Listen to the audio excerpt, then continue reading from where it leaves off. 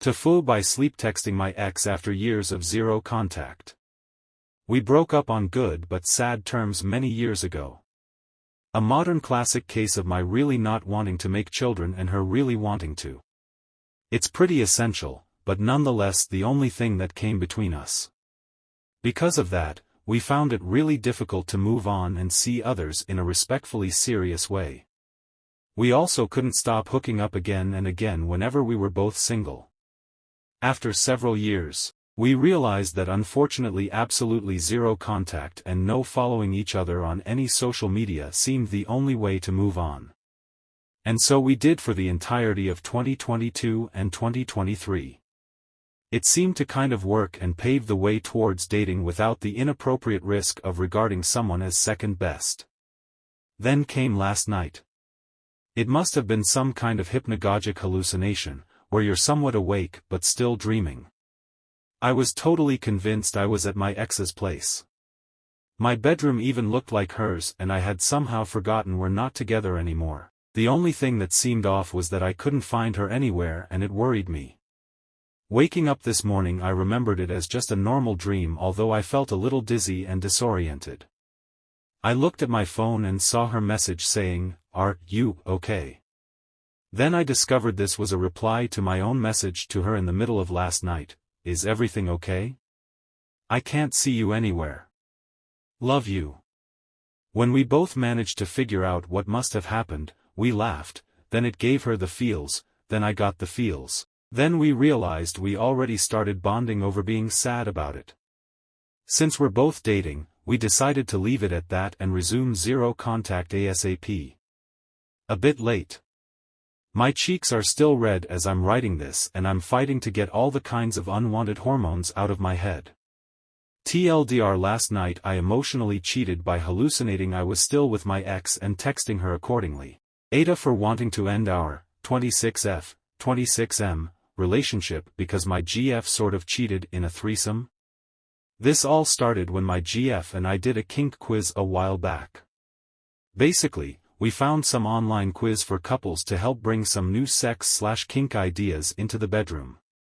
I selected group sex as an interest of mine and she said did not. After we compared, she said she was a little insecure that I picked that as something I wanted to try. I told her it's not something I need or want right now, but the idea of it is pretty hot. She still felt weird about it, so I said let's just not bring it up again, and the conversation pretty much ended for a while. A couple months ago, she brings it up again and says that she actually is interested in it now. I was confused and quite honestly, I thought it was a test. I told her again that I don't really need that right now, but we can talk about it as a fantasy if she wanted. We both thought a couple swap would be more ideal because I'm not bi and she's not really sure if she would be interested in women. She then told me that maybe we could explore it in the near future. Well, 2 days ago, she told me she had met up with another couple and decided to have a threesome with them after a girls' night out. I was dumbfounded by the disclosure and told her it was cheating, but she claims it isn't. Her reasoning is that she was insecure and needed to take the first step. But now that she realized it was no big deal. Now, she wants to sign up for a swinger dating site that the other couple was on. I left and haven't returned since the discovery, but I'm seriously considering ending things. We've only been dating a year, but things we're getting serious. This is definitely cheating, right? Or should I have never even brought this up? Today I fucked up because my wife wants to divorce me, because I gave her water from a cup the dog licked. Well, this was something I did months ago and confessed today. Now, my wife is disturbed by my behavior, and she has become paranoid about what I might have done when I got angry at her during a fight or intense argument.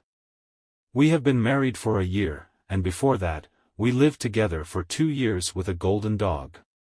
I am a person who hardly gets angry and loses temper. This is because it has been a life experience for me to avoid getting angry or annoyed by most things, since getting angry at most things is not necessarily worth it. I used to get mad frequently, and due to that behavior, I smashed some stuff, prefab walls, doors, keyboards, etc. Rarely glass because it is a pain in the ass to clean up its pieces. Basically, while gaming, if I rage, I smash the desk, wardrobe, or hit walls with a bamboo sword. I used to do kendo, so I have practiced swords at home. But my anger never extends to people. I never lose that sense that I will never touch a person in a raging state unless it is a life-and-death situation. So, I developed a nonchalant attitude over small fights, mostly ignoring the wife, and going for gaming. It was one of those small fights that didn't have reasons worth mentioning, but you know how it is with women sometimes. And there was no PC this time to escape from the Matrix, and I was really annoyed at that moment. My mind was blowing, you could actually see smoke coming out of my head, as if doing heavy physical duty under the sun, and seeing sweat is actually evaporating. It was just like that moment. But, well, yeah, what can you do sometimes?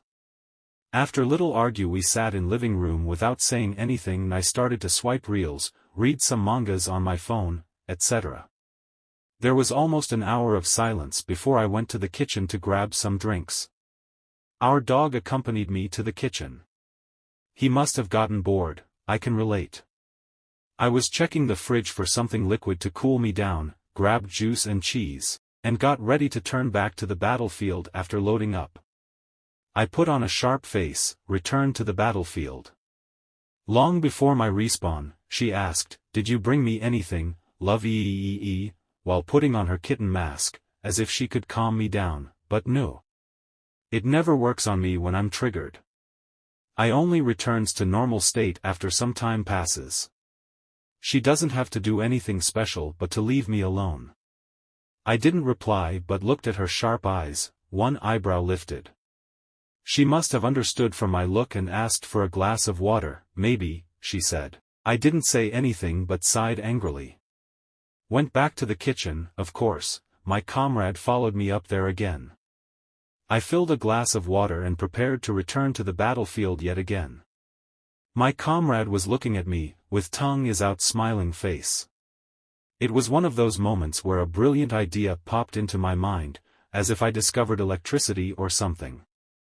I let my comrade take a couple of sips of water with his multifunctional tools that he uses in many cases.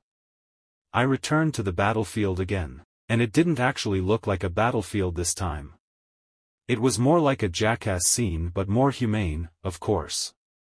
I was smiling, not because I calmed down, but because it was a sweet joke-type revenge moment. She must have thought that everything went back to normal, and that's why I'm smiling, but it was not because of that. I didn't say anything. I gave her the water. After a couple of months, everything was okay, and we were cuddling in a cozy environment. Suddenly, this moment came up to my mind and reminded me of how silly the thing I did was, but I laughed unintentionally.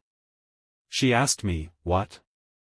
I said never mind, but she insisted on it, and I told her the military service memory.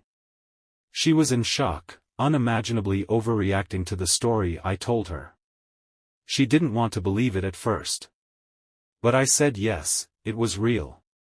And now she wants a divorce because of my acts and is also paranoid about what I might have done in our past arguments.